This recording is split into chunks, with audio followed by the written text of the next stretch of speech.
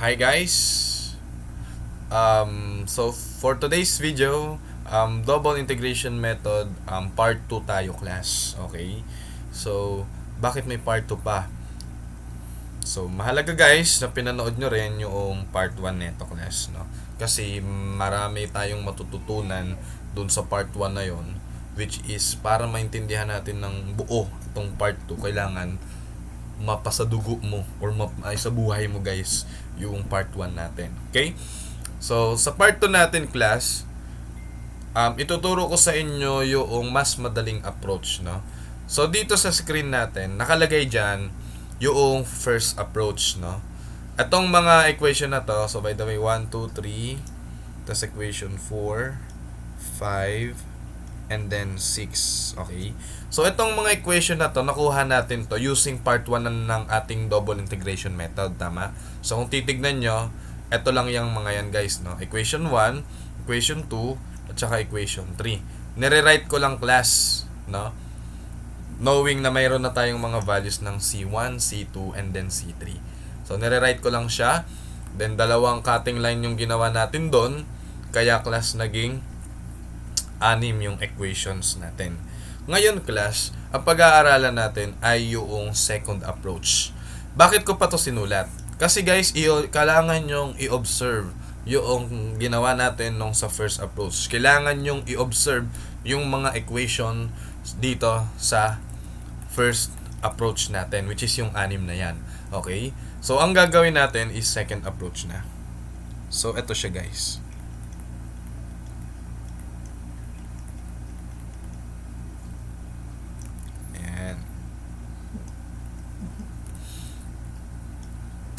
Sa second approach natin class, hindi na natin guys gagawing dalawa ang ating cutting line. By the way pala, sige i-rewrite na lang natin ito guys, no? Dito. Ilagay ko siya dito class. Yan. Para hindi na tayo nag-i-scroll doon. Isang cutting line na lang. So, hindi ka na magka-cut dito. Pero guys, reference tayo dun pa rin sa ano, no? Dun pa rin guys sa left. Okay? Left support. Dalawang cutting line. Nung ginawa natin dito. Pero dito guys, isa na lang. Which is, dito na tayo mag-cut, no? Isahan na. Dun na agad sa segment CB. Okay? So, technique lang to guys, no? Pero yung iba guys, dumidiretso kasi sa discussion ng second approach, where in fact, hindi nila alam bakit ganun yung naging principle. Bakit bawal yung negative sa loob ng parenthesis. Okay? O, ganito siya. Then, knowing na meron na tayong cutting line dyan, so, wala ka ng segment dito class, no? Diretso, isang buo na agad yan class. I-generate natin yung ating moment equation, which is EI y double prime. Tama? Ganyan tayo na nag-i-start. So, cut ka dyan, lumabas moment. Mag-moment tayo dito, considering left. Makita natin ang mga lumabas doon ay positive kasi pataas. 37.5. Then, lever arm ay X. Then, meron pa dyang 60 pababa, kaya negative 60. Okay? Then, times natin sa lever arm ni 60 class. Ano yan? Lever arm niya, kung X yan, tapos 3 to. Lever arm niya dito guys ay X minus 3. So, that's actually the moment equation. Madali? Yes, madali. Okay. But, i-observe natin dito class. Ayan. Sir, paano kapag yung X na gusto kong i-analyze or yung point na gusto kong i-analyze ay nasa loob ng segment AC? Applicable po ba yan? Kasi yung ginawa nating technique na to guys, di ba, eto yon, which is a segment CB. Kung generate natin yung equation for the CB ng moment na yan, or kung generate natin yung moment equation sa segment CB, ibig sabihin sir, etong na-generate nating equation is applicable lang sa CB. What if gusto kong i-analyze yung nasa gitna or somewhere in between AC, no? Anong gagawin natin doon? Okay, knowing this equation, kung gusto mong i-analyze yung nandito class, that is X less than 3. Tama ba? Uy, kapag dito tayo nag-analyze, kunwari yung point na yan, ang x mo dyan class is somewhere like 2 meter, tama? Hindi ka lalagpas ng 3 kasi nga nasa segment AC tayo tama? So therefore, kung gusto mo dyan i-analyze, ang gagamitin mo dapat na equation ay eto. Hindi mo pwedeng gamitin ito. Tama ba guys? Uulitin ko. No? Kung gusto mong i-analyze yung nandito, therefore, x is less than 3. Anong substitute mo sa mga x na yan? Less than 3. Pwedeng 1, pwedeng 2, yung mga x na yan, tama? Pwedeng 1, pwedeng 2, pwede rin namang 3 guys, no? Kasi pasok pa rin naman siya sa segment AC. Nasusundan ba guys? Less than 3. So, itatak nyo yun sa puso nyo, no? Less than 3. Para mag-guess nyo lang yung concept. Ngayon, kung less than 3 yan, ang gagamitin na equation ay ito, tama? For the moment pa lang to guys, no? Regardless sa integrate natin. Therefore, kung yan yung equation na gagamitin natin kapag less than 3, so therefore, hindi dapat natin itong pansinin. Tama ba? Kasi guys, kung ito lang yung equation na kailangan natin from the first approach na patunayan natin, di dapat kapag gusto kong i-analyze ang kay AC, so therefore, dapat hindi ko to i-include. Tama ba guys? Yes. Hindi natin yan i-include. Kaso parang mahihirapan ka pa Sana nasusundan nyo guys, no? Segment AC ako, so hindi ko siya i-include. Paano pala tandaan nun, class? Paano masusure na ito lang talaga yung kay AC? Di gadaan pa rin pala tayo sa first approach. Hindi na guys. Okay? Sabi nyo kanina, less than 3. Tapos, di ba guys, may lever arm tayo na x minus 3 dito kanina sa 60. Kung less than 3, yung sinubstitute mo dito sa x na yan, anong lalabas na sagot guys sa loob ng parenthesis? Tama ba? Kunwari, sinubstitute mo 2. So, 2 minus 3. Kunwari, ang 2 yung ina-analyze mo, no? Kunwari, yung point na yan, yung gusto mong i-analyze, which is 2 meter from the left. So, that x mo is 2. 2 minus 3, kung yan yung point na ina-analyze mo, dapat ito lang yung equation mo. Sabi dito, dapat yan lang yung equation mo. At kung yun nga guys, yung ina-analyze mo, sa substitute mo dyan, at yung nasa loob class ng parenthesis ay magbibigay sa iyo ng negative value. Tama ba?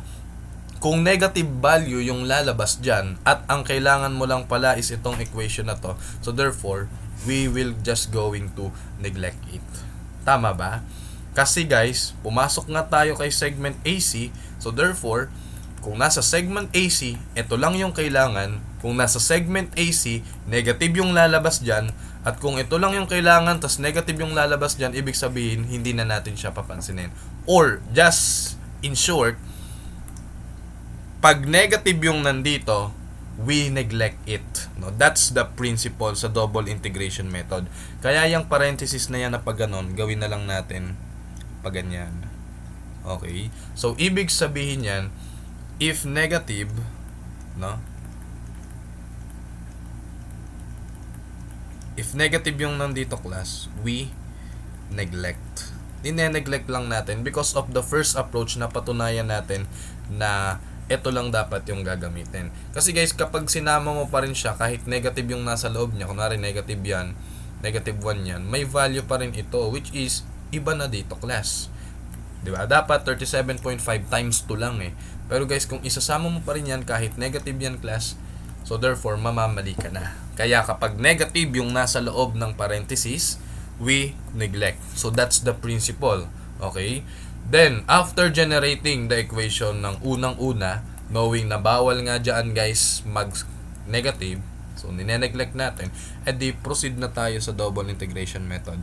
Integrate natin ngayon class. So, EI, Y prime na lang. So, integral niyan guys, magiging 18.25, no? Kasi magiging 37.5 x squared over 2. So, 37.5 divided by 2 is 18.75, sorry. So, 18.75. Tapos, x squared, no? Nag-integrate lang tayo class, no? Parang ganyan lang yung nangyayari dyan. Then, ito naman, minus. So, magiging x minus 3 squared over 2, kaya magiging negative 30 x minus 3 raised to 2 yan. Okay? But, indefinite integral, lalabas C plus C1. Okay, so may hahanapin pa rin tayong mga C1 dito, class.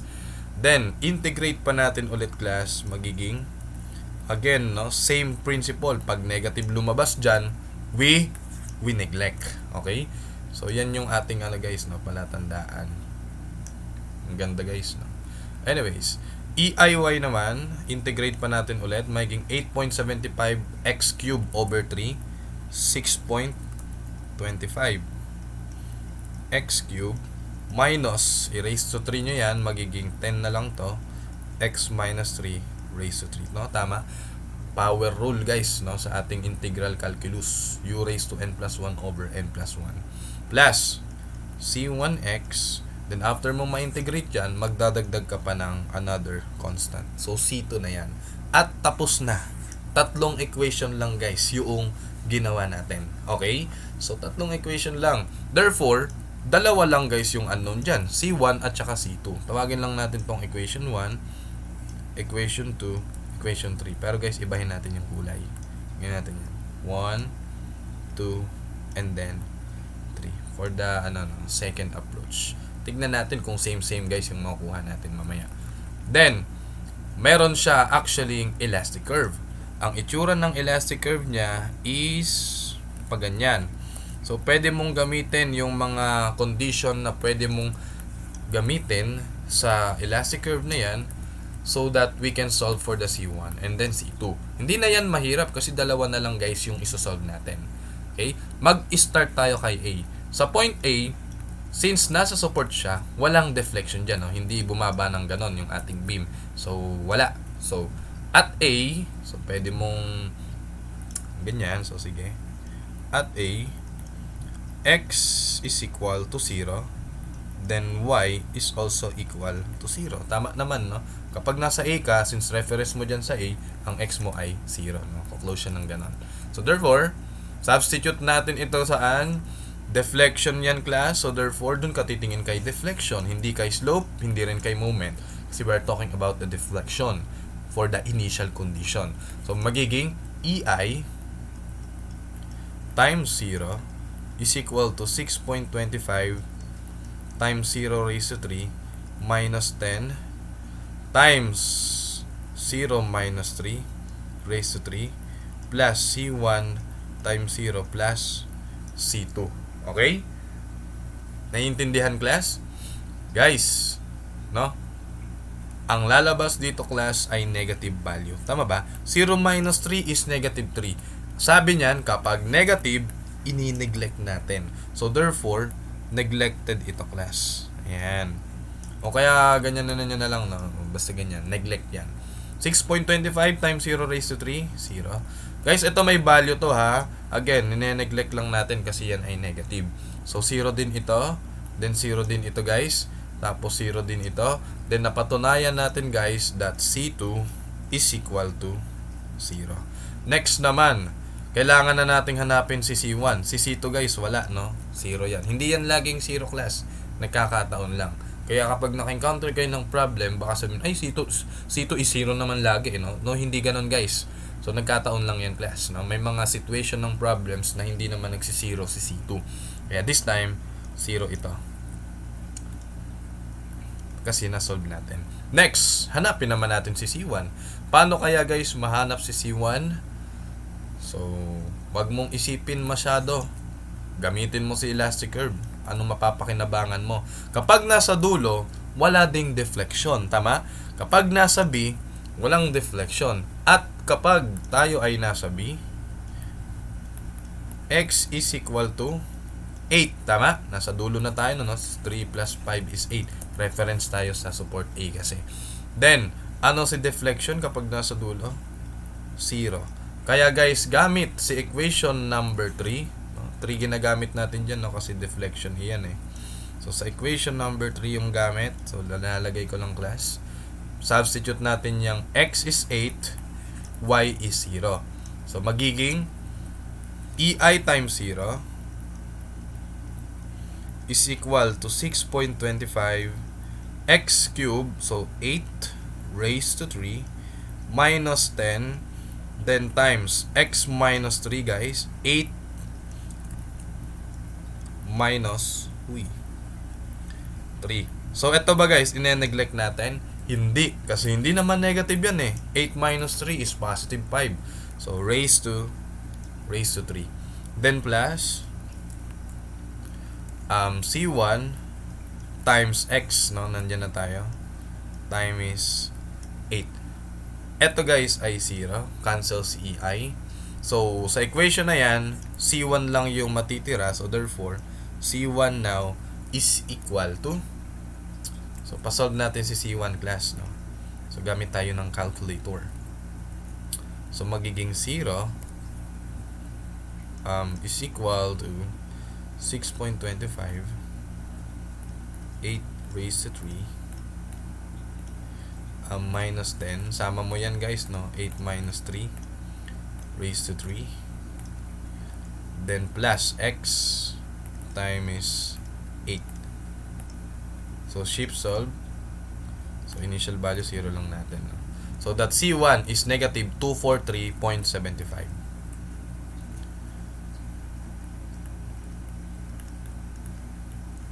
So, kumpleto na tayo guys. So, pwede nating i-rewrite ulit, no? I-rewrite lang natin ang i-rewrite sa equation 1, equation 2, at saka equation 3. Ginrin ko na siya guys kasi meron na tayong value ng constant. Sa equation 1, ayan yan, 37.5x. So, EI y double prime 37.5x then minus 60. Ganon pa rin guys yung parenthesis niya, no? X minus 3. Again, kasi bawal mag-negative yan. Kasi kapag nag-negative yan, it means nasa segment AC tayo. At kapag segment AC, ito lang yung equation natin doon. Ganon din naman sa mga sumusunod sa mga slope and then sa mga deflection. Ganon din guys yung concept natin dito. Okay? So, next. Wait lang. Next class. EI y prime sa equation number 2 natin class. So, ito na yon, 18.75x squared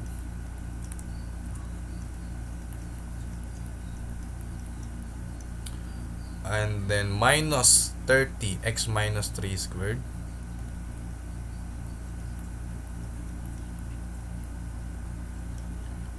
then plus C1. Yung C1 nga natin, na-compute na natin kanina, negative 243.75. Negative 243.75. So, okay na yan. Na-compute na natin si C1. Then, dito naman tayo kay equation number 3. Nire-rewrite ko lang guys para nako-compile natin yung mga bagay-bagay. So, that EIY naman is 6.25 x raised to 3 minus 10 x minus 3 raised to 3 siya na ta plus C1x plus C2. Yung C1 nga natin is negative 243, so plus C1 then meron pang x doon. Again, this parenthesis pertains to kapag negative na sa loob niya, we neglect. Okay? So therefore class, solve na natin yung tinatanong sa problem. Yung 4, no? So, solve for the rotation of the elastic curve at support A. So, again, so number 1, ito na lang tayo, no? Number 1, yun na lang. Tinatanong dyan, guys, rotation ng elastic curve at support A. Tatlong equation yung meron tayo. Moment, rotation, at saka deflection. Since ang tinatanong is rotation, so focus tayo kay equation number 2, which is ito iyon, tama? At tinatanong guys at support A. At support A, ang x natin doon ay 0, tama? So at A, so lagay nga natin dito. At A, x is equal to 0. So gamit yung equation number 2, yan, substitute natin, magiging EI y prime at A, no? So yung rotation doon sa A na yon, so gamit yung equation na yan, no? Diyan lang kayo magmasid, is equal to 18.75 0 squared kasi sa substitute natin 0. Ayan nga yun. Then minus 30. Tapos 0 minus 3 raised to 2 minus 243.75. So, simplify. 0 ito guys. Ito, may value. Negative 3 raised to 2, positive 9 times negative 30. Kaso nga, negative 3 yung nasa loob niyan. So, therefore, ini-neglect natin iyan. Okay? Then, ang matitira lang pala is negative 243.75. So, makukonclude natin that the rotation at A is equal to negative 243.75.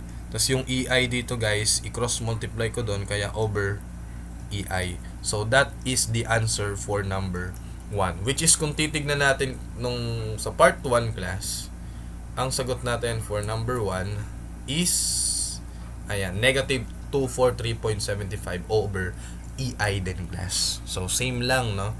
Which is mas madali. Anong mas madali, guys? Second approach or yung first approach? So, dito tayo, guys, sa second approach, no? But, mamaya, meron pa akong isang example na dapat isolve natin para matutunan nyo. Kasi, guys, hindi sa lahat ng bagay or hindi sa lahat ng pagkakataon pwede si second approach, no? Okay?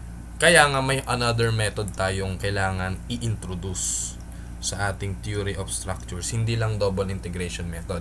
Bawat method kasi class, may mga kanya-kanyang kalakasan at meron din kanya-kanyang kahinaan. Okay? So, mamaya. Solve for the rotation of the elastic curve at support B. So, at B tayo. Asa na yon sa figure natin? Nandito tayo. At x dyan ay equal to 5. 8 pala, sorry. So, reference kasi tayo dito sa dulo, no? So, 3 plus 5 is 8. Then, isa-substitute lang natin ngayon yan. Since ang hinahanap pa rin ay rotation, so therefore, tingin tayo kay rotation equation, which is equation number 2. Okay? So, therefore, EI y prime at B is now equal to, sa substitutean lang natin guys yung mga x na yan, no, ng mga 8 kasi yun yung hinahanap, no. So, flexible, diba? Direct substitution lang. Kaya mas madali siya, class. Times 8 squared minus 30 times 8 minus 3 squared. Sige, bagawin natin yung parentheses para hindi kayo malito. So, 8 minus 3 squared minus 243.75. Eto ba guys, negative ba yung nasa loob niya? Hindi. So, kapag hindi negative, ibig sabihin, kasama yung term na yan doon sa equation ng slope kapag kay B yung hinahanap. Kasi under tayo ng, sa first approach, under na tayo ng segment CB. At tignan nyo guys sa CB, ang slope equation natin doon is ayan. So, which means kaparehas lang dito. So, number 2 guys, kaya naman, gamit lahat iyan. Okay? So, napagko-connect-connecta natin yung first approach and then second approach. Ngayon, kung dumiretso tayo ng discussion sa second approach, magtataka kayo, bakit nga ba negative? Bawal negative sa loob. Bakit bawal negative sa loob? Anong concept dyan, class? So, hindi nyo alam, tama? Pwede ko namang sabihin sa inyo basta-basta na bawal negative sa loob ng parenthesis. Bakit? Because of this principle. Okay? Because of this logic. Which is kapag naka-encounter kayo ng mga beam na bawal gamitan ng second approach, which is first approach lang tanging solution natin doon, so therefore, magiging flexible kayo. Kaya nyong isolve using first approach, class. Okay? So, ganun lang kasimple. Then therefore, masosolve na natin si ating rotation kay B. So, pa-calculate niyan.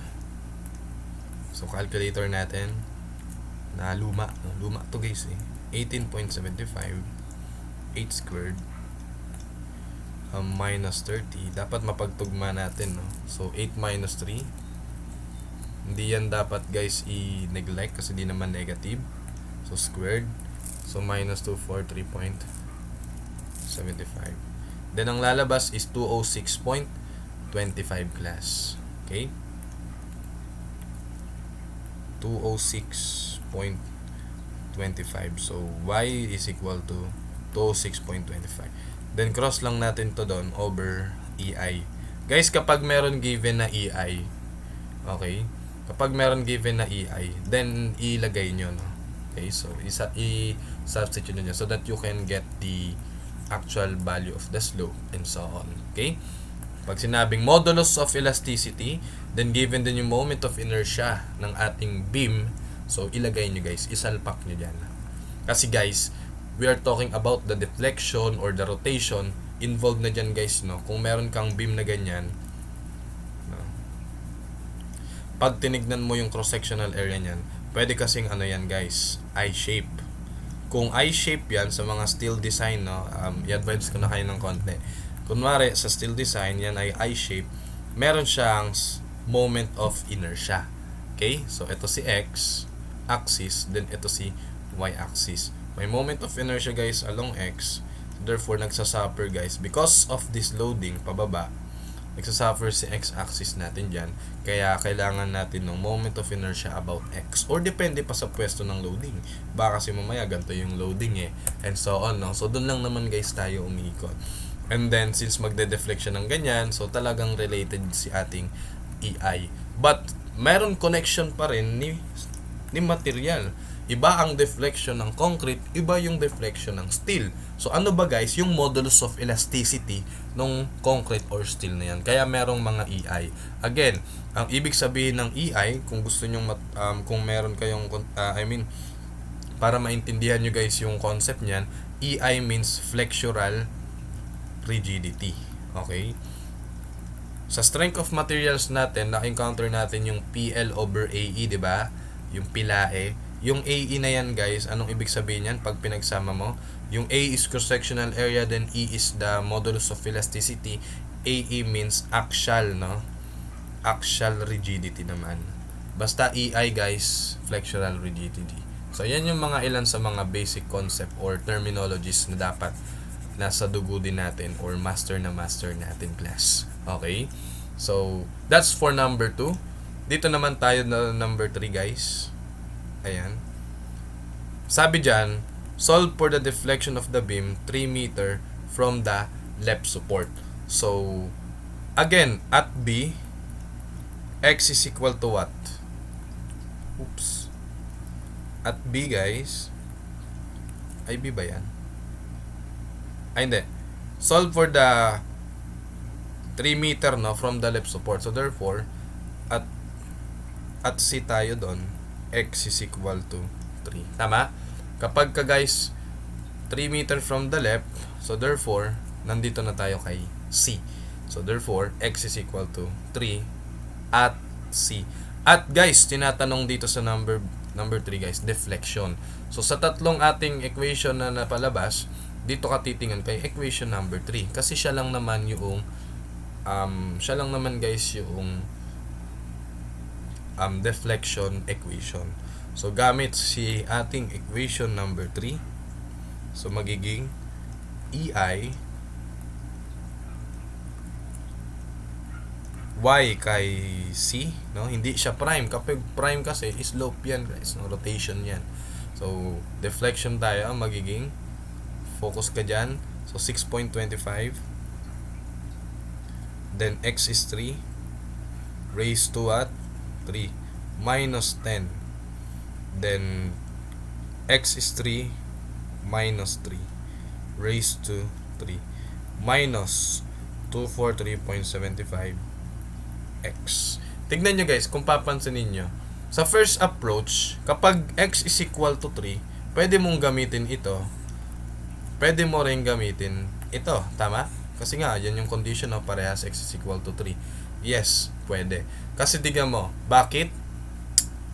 Gamit itong equation number 3, when X is 3, pwede mong gamitin kahit ano, no? Lahat pwede mong gamitin. Bakit guys?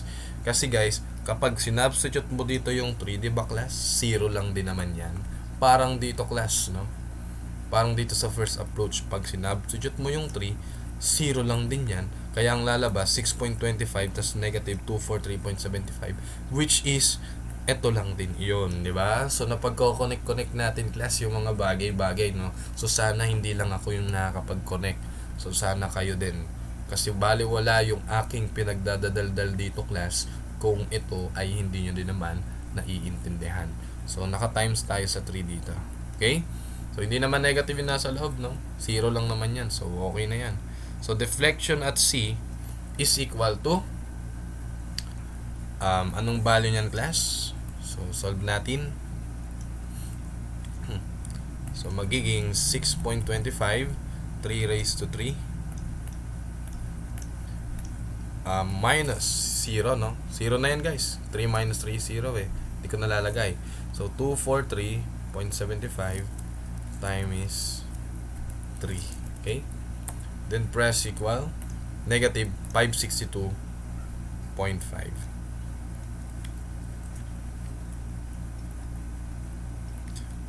Siyempre over EI yan. So ngayon, anong ibig sabihin class ng negative? Negative means pababa yung deflection. So kung ikukumpara natin sa sagot kahapon class, sa number 3 ang sagot natin is negative 562.5 over EI din naman. So parehas lang yan class. Okay? Then last na, number 4. Last na to sa situation ngayon guys, no? Then solve pa tayo ng isa pang problem. Okay? Para maging flexible kayo. Next naman, sabi dyan sa number 4, solve for the maximum deflection. Sa elastic curve na yan, saan dyan class yung may pinakamababang deflection? Hindi natin ngayon alam. Okay?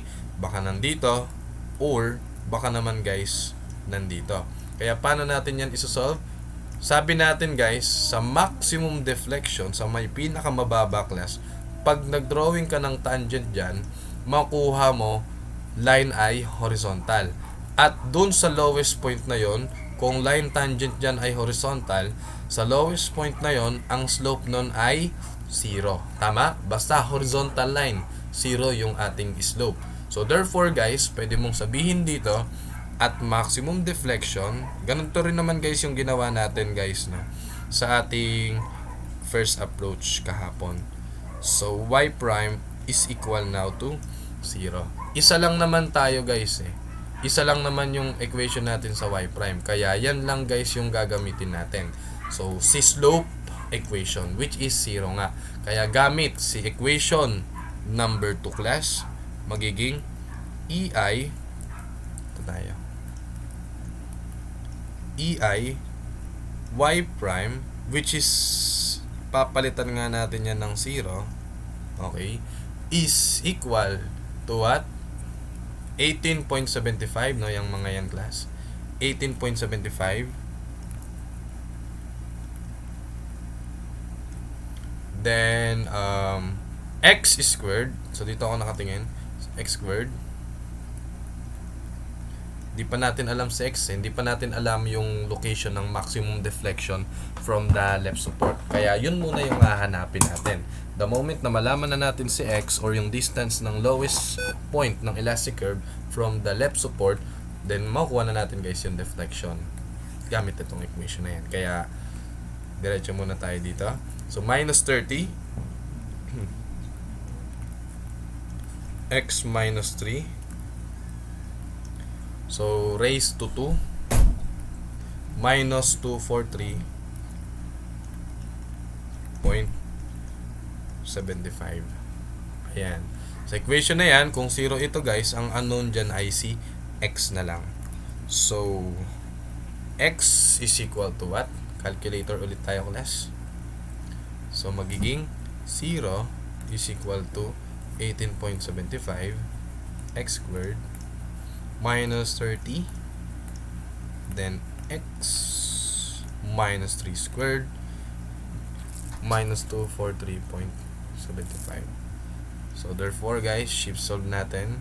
So initial value ako lagi sa 0, no, para wala lang. So that x is 3.71 or 718 na lang, sige. 3.718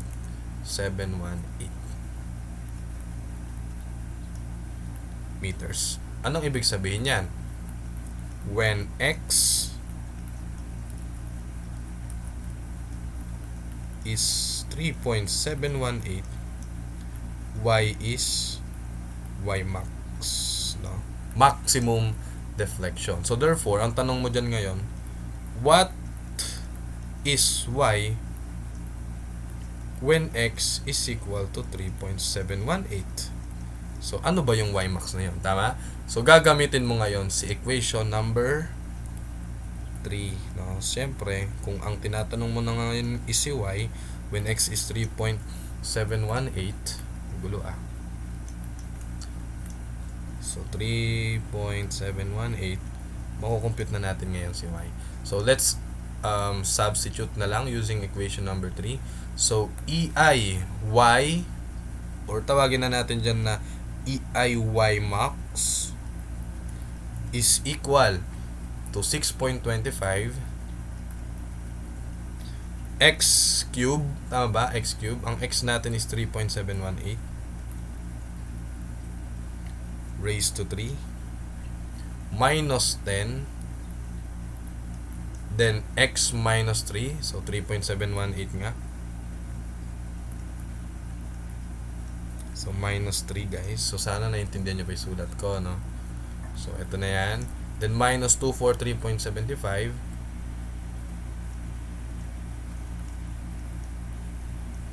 times x, no? 3.718. So nilalagay ko naman guys yung mga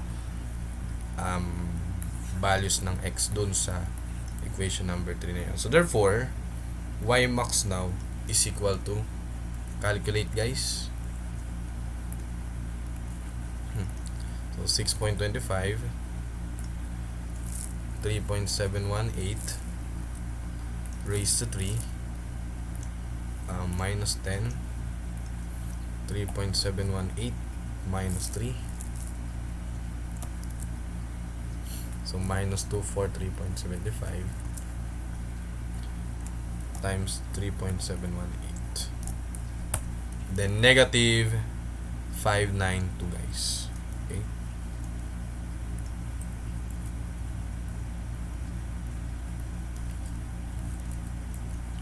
.22.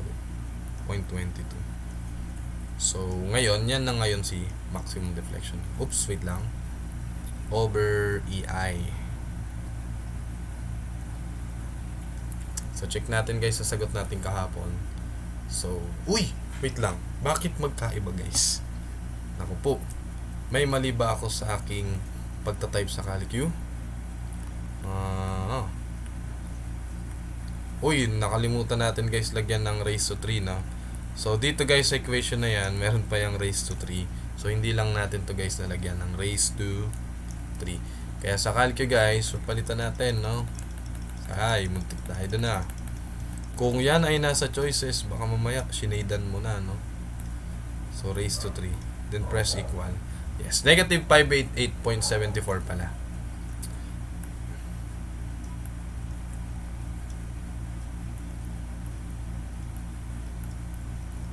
So that's the maximum y. Uy. Ayan. So same la yan guys dito sa first approach answer natin. Ayan. So yun na. Halos na-gets nyo na yung buong concept ng double integration method. So ang gagawin natin guys, magsosolve pa tayo ng another problem and then apply natin si second approach para maging flexible lang kayo. Okay?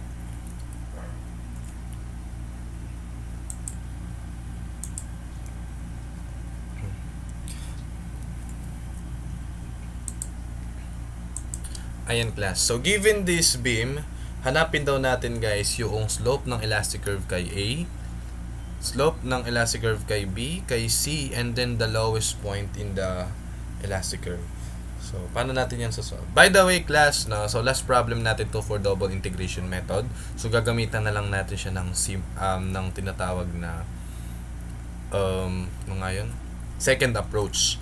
Pagka guys nakita kayo ng gantong klase ng beam, in case lang, no, kasi since last problem na natin to, para hindi tayo kain ng oras masyado, pag nakita kayo guys ng ganyang mga tinatawag na loadings, tapos meron pang point load dito for example, ayan, so ang tendency niyan magka-cutting line ka. Sa second approach guys, kakat mo yan dito, tapos reference ka dyan. Pag ganyan ginawa mo guys, mamamali ka class. Okay, dapat kapag nag-cut ka, okay, dapat tatamaan yung uniform load natin. Okay? So, bawal kang mag-cut guys nang hindi tinamaan yung uniform load na yan. Kasi mamamali ka kapag ka magko-consider ka class ng ng X distance. So, lever arm na yan. Okay? So, mamamali ka talaga doon class. Promise. Kaya ang gagawin mo, yung technique dito sa double integration method, which is one of its weakness, magdadagdag ka ng uniform load. So, magdadagdag ka dyan. Sir, paano yon? Eh di hindi na yan yung original problem. But, guys, no, consider mo pa rin itong force na ito, guys. Hindi porket nagdagdag ka, aalisin mo na yan. So, magdadagdag ka, yung red, guys, yung dinagdag mo. Pero, guys, para hindi mo binabago yung problem, magdadagdag ka rin, guys, ng pataas na yan. Basta maipilit siya, guys, na tamaan ng cutting line. So, therefore, ang cutting line natin dito class is pag ganun na. Okay? So, ito, ititreat mo na siya as one whole uniform load. Then, may another dito sa ilalim. Okay? So, ganyan yung concept dun class, no? Try nyo siyang aralin. Okay? So, wag kayong limited lang sa dinidiscuss sa inyo class. Okay? So, burahin ko lang. Sa problem na to class, given na yung reaction, no? Anyways, kung hindi naman to given, saka ito, kayang-kaya din naman siya isolve. So, magre-reference na lang ulit ako guys kay A. So, cutting line ako dyan.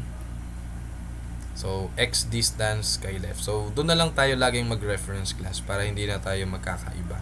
Anyway, kapag sa iba naman kayo nag-reference, which is dito sa right, for example, cutting line ka dyan. So, same lang naman guys yung lalabas na sagot, no? Parehas lang. Walang magiging problema. Okay? So, pag nag-cut ako dito, class, generate natin yung mga equations. Unahin ko na si moment equation. Siyempre, yan naman yung laging una eh. EIY double prime. So, cut ako dyan. May moment na lalabas. Because of this force na 12, so, negative yan, class, kasi pababa. So, negative 12 times lever arm, which is X, plus 178 times lever arm na 178, X minus 3. But again class, no, ganyan yung parenthesis natin. Kasi in case guys nang ina-analyze mo ay si segment AB, so dapat hindi kasama itong term na to. Tama? So kung nag first approach ka dyan, nag-cut ka dyan, so ito lang yon, negative 12 times X lang. Hindi nakasama guys yung 178. Kaya ganito yung parenthesis natin. Pag ganyan class, bawal negative sa loob. Okay? Then, meron pa guys na loads which is negative, no? 36 kilonewton meter. Then, times natin sa length na to, no? Again, nagmo-moment tayo dito ha. So, yun yung lagi nyong tatandaan. Pababa siya, kaya negative. So, using beam-oriented sign convention, which is na-discuss ko na rin naman sa inyo. Okay? So, negative 36 times anong length na to class? X minus 3. Naging point load. Then, lever arm, X minus 3 over 2. Since mukhang magulo siya, class, i-simplify ko lang ng konti, no? Konting-konti lang naman, class. So, magiging negative 12x plus 178 x minus 3. Then, since doon ay may 2, 36 over 2 is 18. Then, x minus 3 squared. Hindi pa ako guys nag-i-integrate, no? Sinimplify ko lang yan. Kaya y double prime pa rin yan. Then, integrate natin. Magiging EI y prime na lang. So, negative 12 x squared over 2. Kaya negative 6 x squared. Then, plus 178, no? X cube ay x squared pala over 2. So, 178 divided by 2 class.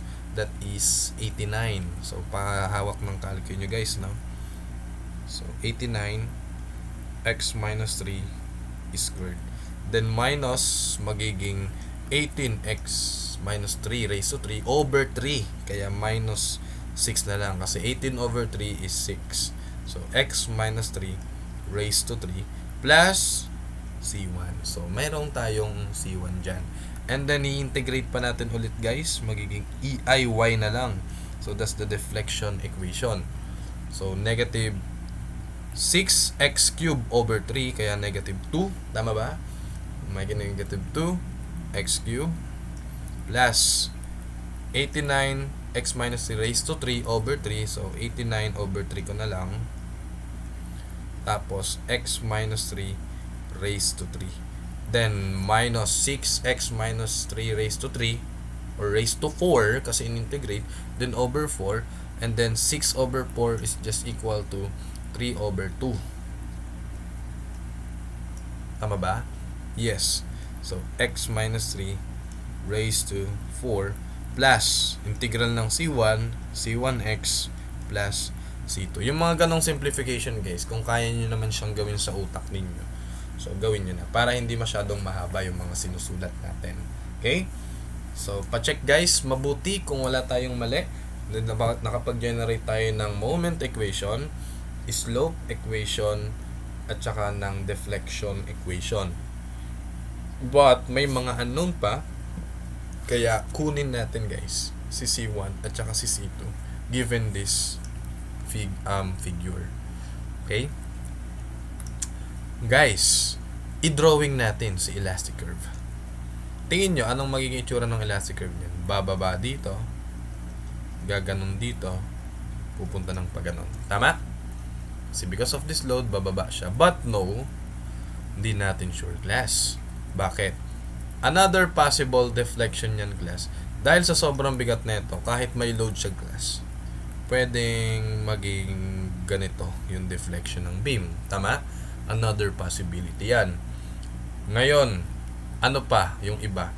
Pwedeng, dahil mabigat to, magbe-bend siya dyan pababa. Ngayon naman, dahil may 12 dyan, magiging paganon tayo. Okay? Nagets? Iba yung paganto class. Iba rin yung yuyuko ng paganon, tapos gaganon. Okay? So, iba yan. Kasi guys, we are talking about the slope, no? Kapag ka guys, paganyan, yung tangent dito guys, is paganyan, tama? Which is positive slope.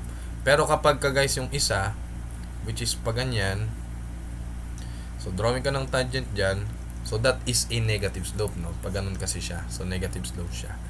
And so on and so forth. Ngayon, anong gagawin natin para maalam natin yung tamang elastic curve? So, sa double integration method class, okay lang kahit mali, no, yung elastic curve. Kahit hindi natin ma-imagine. Then, yung resulta mamaya, yun na yung magtatama sa atin. Basta guys, i-drawing mo muna guys yung mali, no?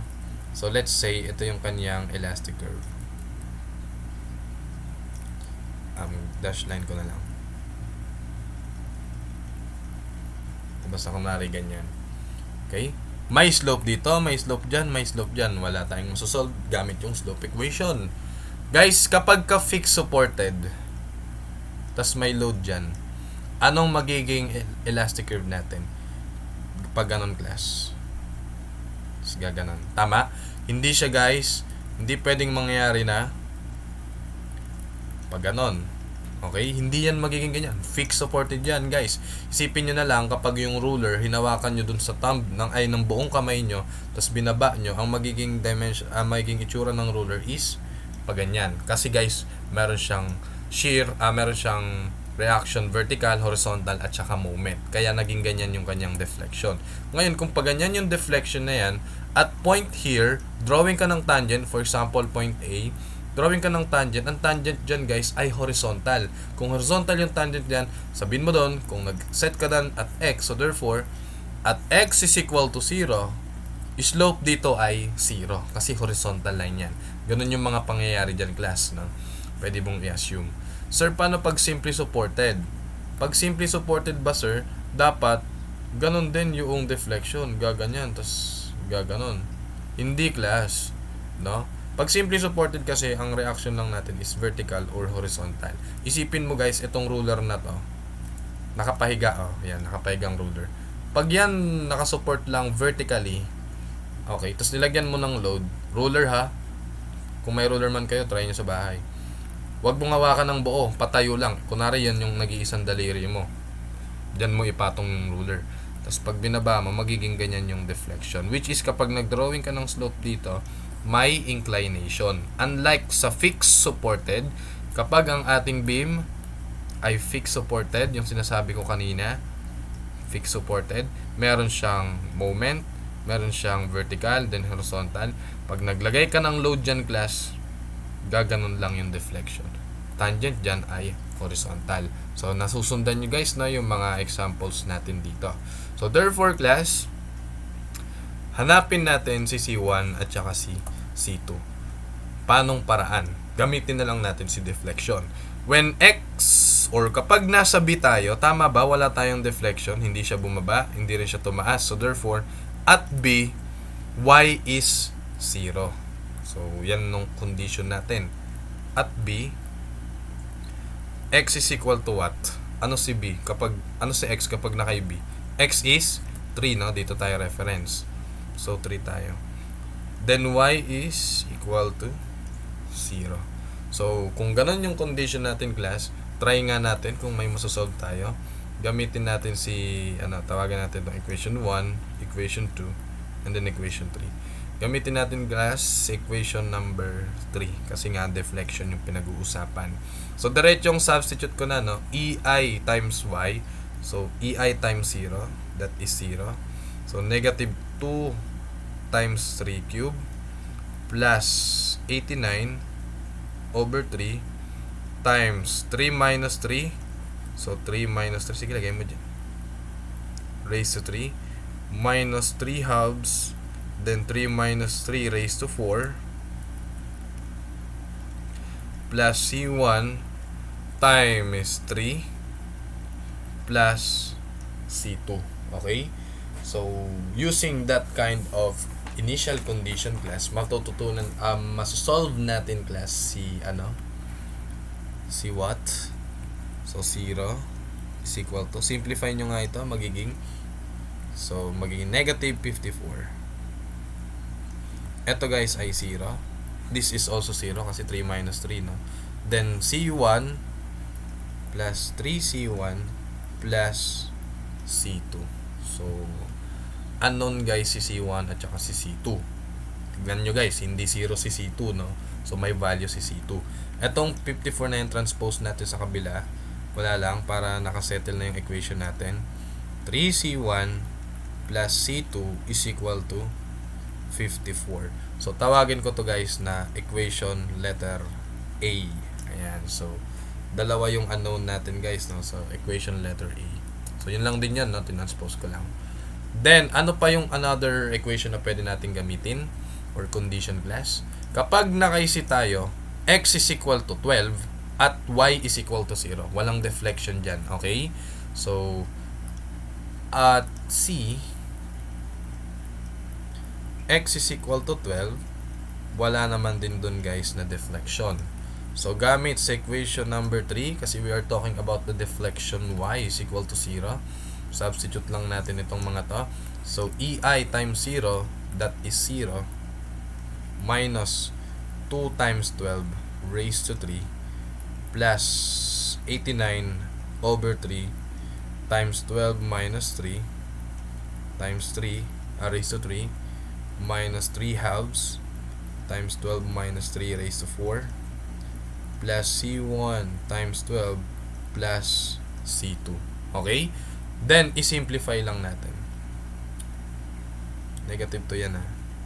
Yan. So, 0 now is equal to, simplify lang natin itong mga may numerical values, guys. So, gamitan ko na lang ng calcu. So, negative 2 times 12 raised to 3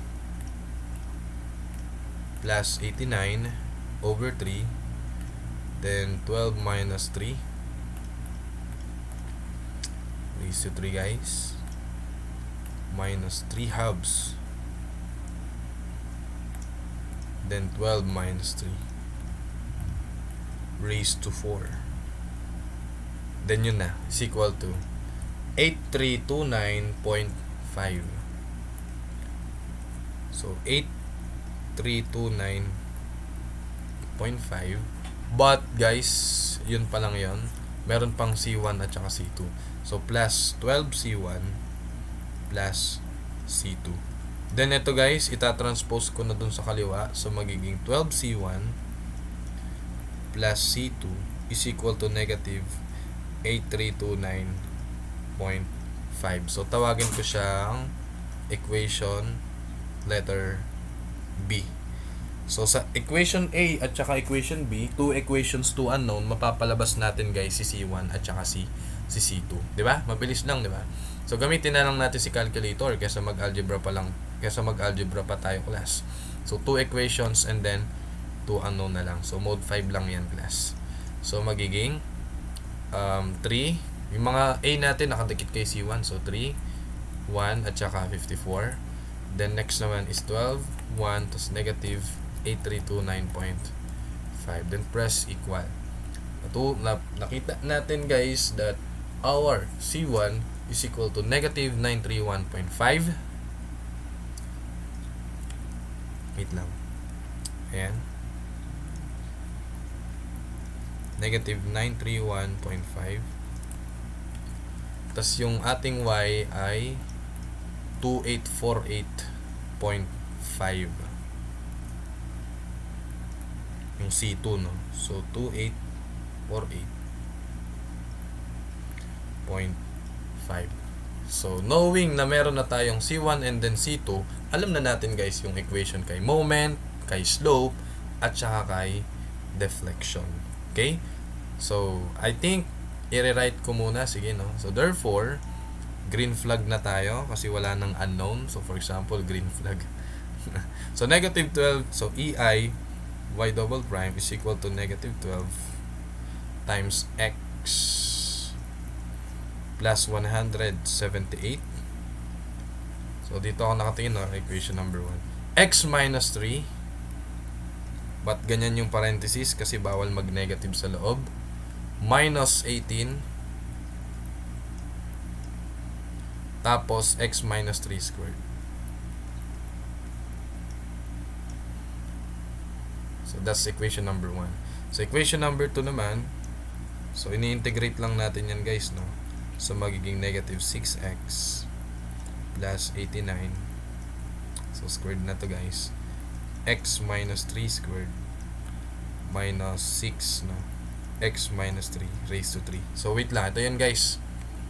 So, pa-check kung yun nga yun. So, negative 6x squared plus 89. Then, minus 6 x minus 3 cube plus C1. So, yung C1 natin guys is nakuha na nga natin negative 931.5. So, that's equation number 2. Then, yung equation number 3 natin, nire-rewrite ko lang class. So, magiging negative 2x cube. Tama? Ayan. So, yung mahaba na yan. Plus 89 over 3. Then, bawal mag-negative, no? So, x minus 3 raised to 3 minus 3 over 2. Then, x minus 3 raised to 4 minus 931.5. So, ito na tayo, no? Yung C1x nga natin is 931.5. Then, may x pa dun class plus C2. At yung C2 natin guys is 2848.5. 2848.5. So, knowing that 3 equation, hanapin na natin yung mga requirements, no? Hanapin na natin guys yung mga pinapahanap sa atin ng problem. So, una, find the elastic curve at A. So, paano natin solve si number 1? Slope down ng elastic curve kay A. So, slope equation, wait lang, y prime na lang to, no? So, in-integrate nga pa na natin yan.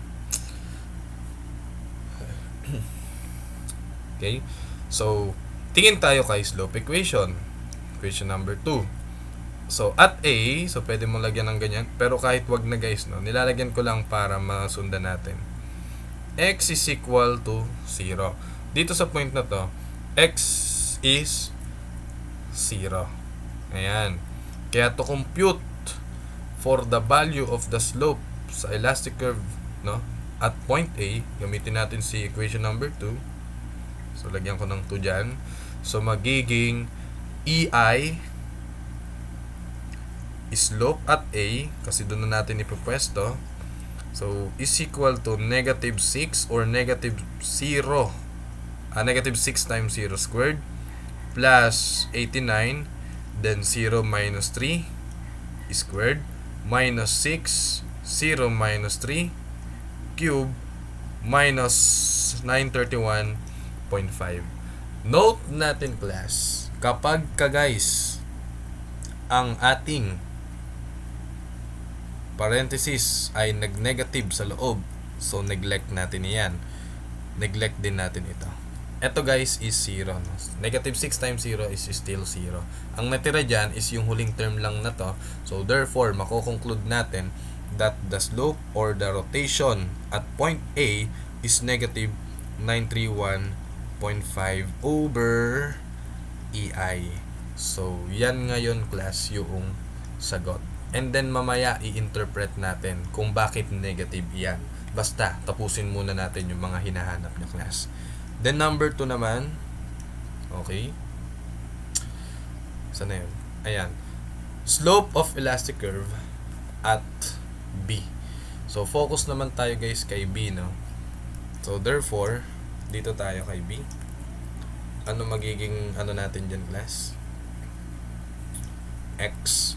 At B, X is 3. Yun lang, papalitan mo lang guys, no? Yung X ng 3. So, at B, X is equal to 3. Slope yung pinapahanap, kaya slope equation yung gagamitin mo, which is equation number 2. So, therefore, using equation number 2, EI, rotation ngayon natin kay B, so that is equal to, gamit ito class, so negative 6x squared or negative 6 3 squared. Next is plus 0. Si 0 ko na lang guys kasi ito, no, pag sinasubstitute nyo 3 minus 3 is 0 lang naman. Then ito minus, substitute mo yung 3 dyan, 0 din naman, so minus 0. Then ang natira guys is negative 931.5. Excuse. So therefore, ang slope natin kay B guys, or rotation kay B, is equal to this value. So pa-calculate lang yan. So negative 6 times 3 squared, then minus 931.5. So ang value niyan guys is negative 985.5.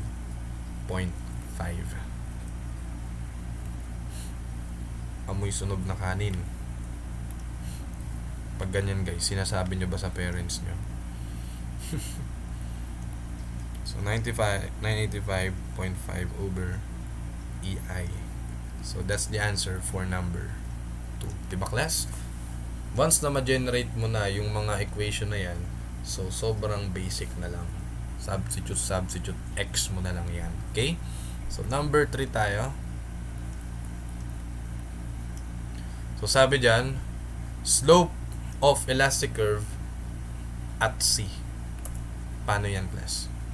At C, X is equal to 12. Tama ba? Kapag nandito tayo guys sa dulo, okay, kapag nandyan sa dulo, nandun na tayo kay 3 plus 9, which is 12. Okay? So, at C, X is equal to 12. Still, slope pa rin yung hinahanap natin dito.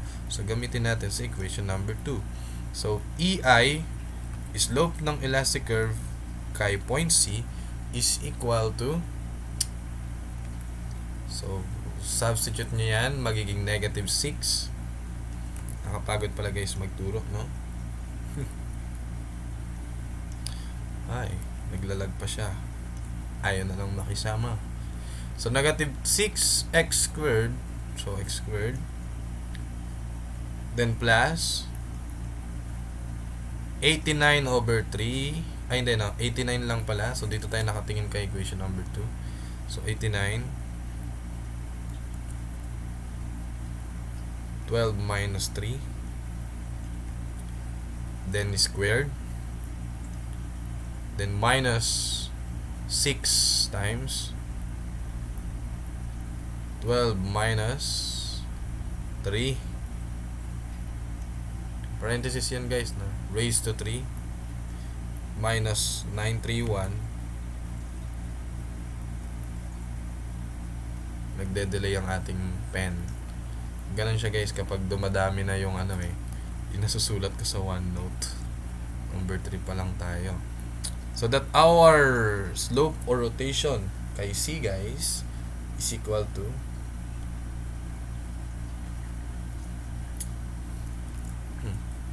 sige, calculate. So negative 6 times 12 squared. So plus 89, 12 minus 3 raised to 2 minus 6, 12 minus 3 raised to 3, then minus 931.5,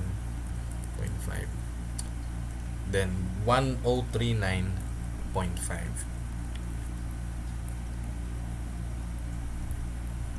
over EI.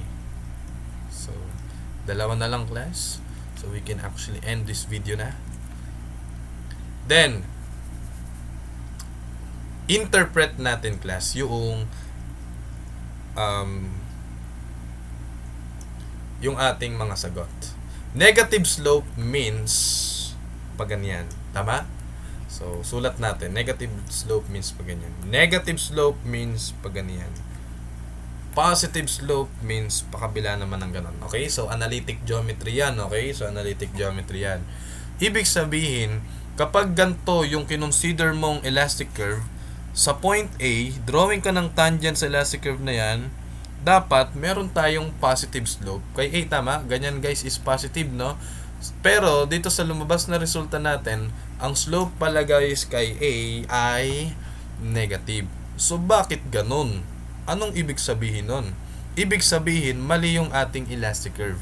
Hindi tama na pag ganyan yung ating elastic curve. Eh sir, ano ang tama? Ang tama guys ay yung hindi mali. Ano daw?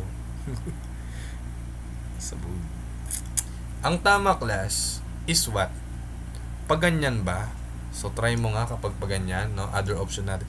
No, pag nag-drawing ka ng tangent dyan, still pag ganyan pa rin, so positive pa rin yan class.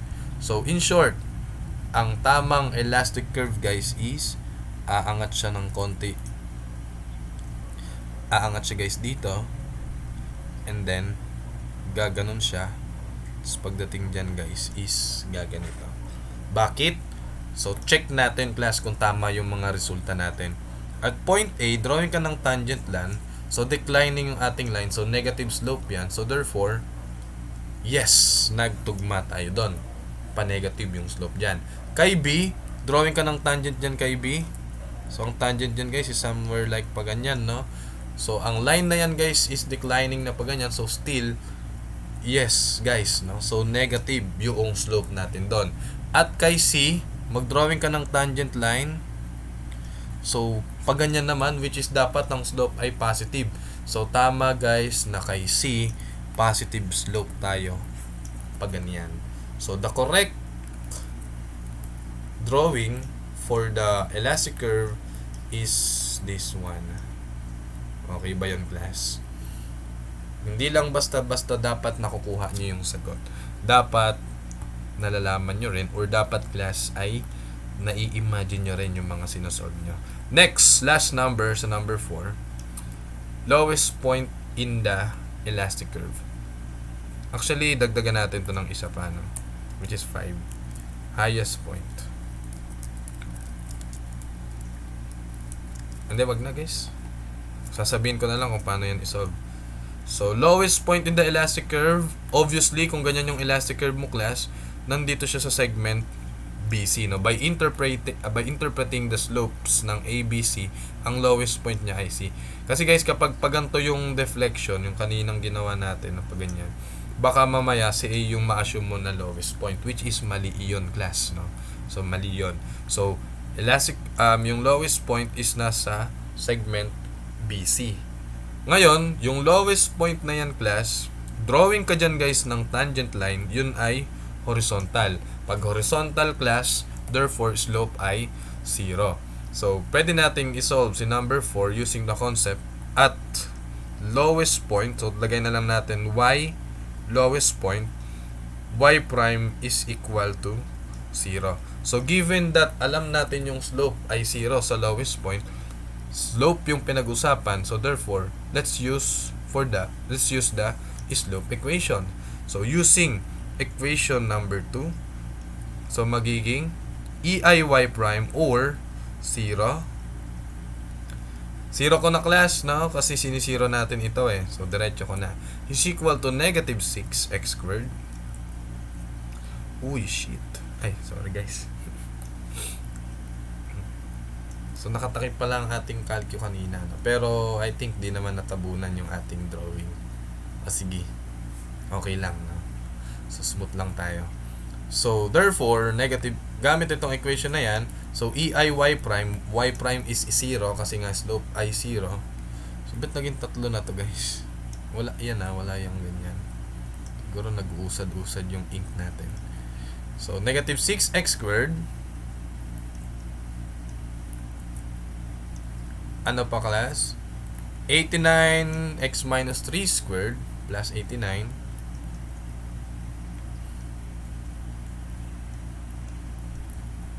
Ba yan? X minus 3 squared. Then next is minus 6x minus 3 raised to 3.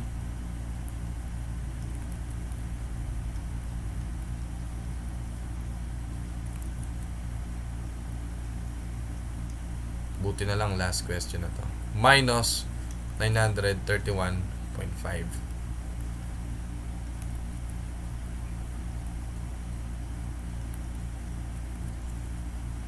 Minus 931.5. Okay ba? Pa-check. So, do-double check nyo guys, no, para walang maging mistake. Then, given that, let us now solve for the value at x. X na lang yung unknown dyan. Ibig sabihin, at x, no? Ibig sabihin, yung x na yan, measured from the left, that's the location of the y lowest point. Lowest point in the elastic curve. So that ang value ng x, guys, is now solvable using your calculators. So, 0 is equal to negative 6x squared plus 89, then x minus 3 squared minus 6 x minus 3 raised to 3 minus 931.5. Shift solve. Initial value ko na lang ay 0. Guys, tama ba yan? X is equal to negative something. Pa-check guys. Ang sagot ay mali yan. Bakit? Ang ating equation class ay naka third degree. Kung titignan nyo, highest exponent is 3. So therefore, dapat dyan guys, 3 yung lalabas na sagot. Ngayon, ang technique natin dyan, para mapalabas yung other values ng x natin, kapag nag-shift solve tayo class, mag-assume tayo ng initial value. So shift solve ko ulit, pwedeng try mo 1, no? Yun pa rin yung sagot. Try mo 2. Yun pa rin yung sagot. Kung wala kang utak, no? I mean, kung hindi ka guys nag-aano masyado, nag-e-explore, or hindi mo guys pino-consider yung mga natutunan mo, yung concept mo, i-try mo yan isa-isa hanggang 3. So, pwede mo rin actually i-solve ng 100. Uy, iba na yung lumabas na value ng x. Shift solve mo pa ulit, which is 200, and so on, and what. So, ano dyan yung mga lumalabas na sagot? No? Nung nag-a-assume tayo ng mga initial value, sige, lagay natin yung mga x natin. 3 x yung meron tayo. Kayo ba guys? Ilan yung x nyo? Okay. So, pag nag-shift solve ka, yung initial value ay 0, ang lumalabas ay 0.045. Na ba? Nakikita pa? 566. So, meters yan. Sige, x na lang muna. Then, kapag nag-shift solve ka pa ulit, kung narin-try natin kanina, 100, nanguhula ka lang, no? Basta third degree, 3 yung lalabas. 3 yung predicted mo. Kaya hanapin mo yung 3 na yon. So, yung isa guys is 15.2 248.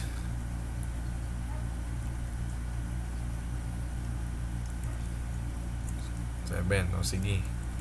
Then ano yung isa? Shift solve ka, magkapa-kapa ka, no? What if 50? So 15 pa rin. What if 10? Yun, lumabas yung isa, which is 7.538. Sige, 538 or 539 na lang. Sige, 53895. 53895. Sa tatlo na yan, guys, ang pipiliin nating sagot ay, or pipiliin nating x is 7.53. Bakit?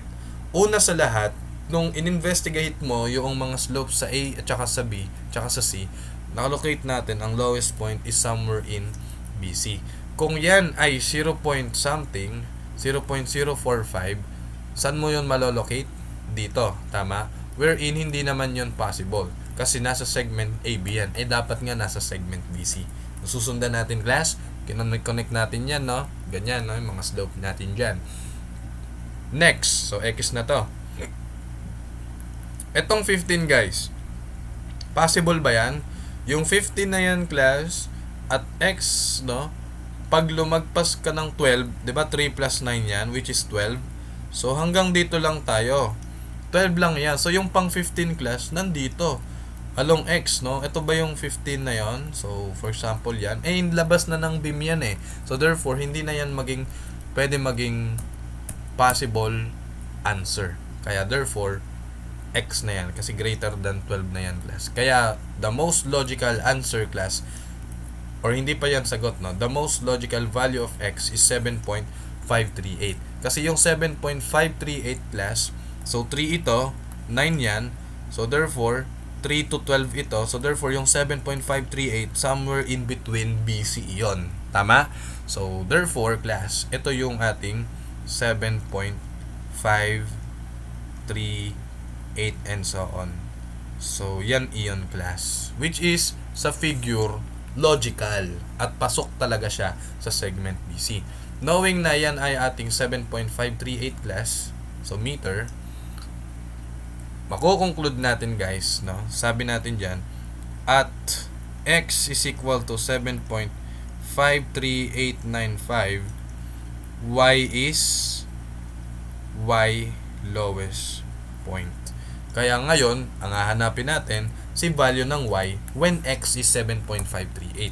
At kung Y yung gusto natin gamitin, edi gagamitin na natin ngayon, class, yung third equation.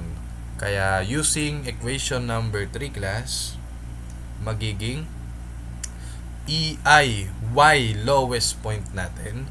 So, EI, Y, LP, or lowest point, is equal now to negative 2x3. Then, yung x nga natin, guys, is 7.53895. 7.53895. Then, raised to 3. Plus 89 over 3. Tama ba? Yes. X minus 3, class. So, 7.53895 minus 3. Ayan. Raised to 3. Aba, minus 3 halves. Uy, ang haba. Kasi, guys, no, beginner tayo eh. Kaya nilalagay ko pa yung value eh. Pero, guys, mamaya sabihin ko paano siya input sa calculus, no? 3 halves x minus 3 raised to 4. 7.53895 minus 3 raised to 4. Tama? So, dito na tayo. Next, negative 931.5x. Then, x natin is 7.53895. Yun na lang, walang exponent. Then plus 2848.5 plus 2848.5. Then masosolve natin si y lowest point. So y lowest point now is equal to, so input ko siya, guys, sa calculus, no?